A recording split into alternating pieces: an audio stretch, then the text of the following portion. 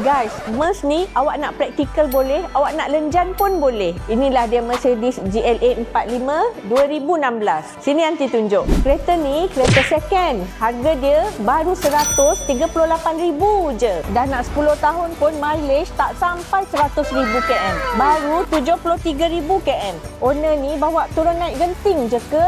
Dia pakai enjin M133 2.0 turbocharged. Of course lah, AMG kan. One man, one engine. Top speed dia 250 km/h. Tapi electronically limited. Sebenarnya boleh pergi lagi ni 270 km/h. 0 ke 100 dia dalam 4.4 saat. Top dia 475 Nm dengan 376 horsepower. Ini kalau Aunty bawa family Aunty pergi Genting ni 20 minit je dari KL. Aunty memang suka dia punya body. Dia compact SUV dan memang sporty. Ini belum lagi Aunty pasang full body kit. Kalau Aunty pasang lagi cun dia. GLA 45 ni kan dia real AMG.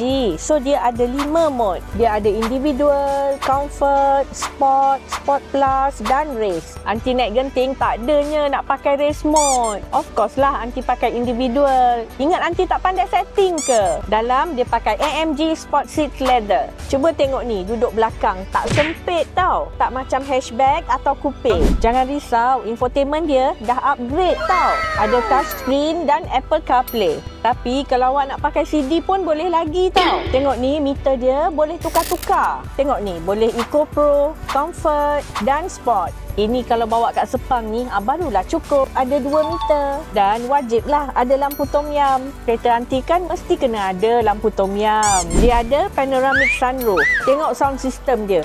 Dah tambah subwoofer dah. Tengok ni, Aunty boleh setting sound dekat bawah steering je. Bolehlah Aunty dugem-dugem. Jadi, korang bila nak naik Genting dengan GLA 45 ni? Mai sini jumpa Aunty dulu dekat Prime Wheel Subang Jaya.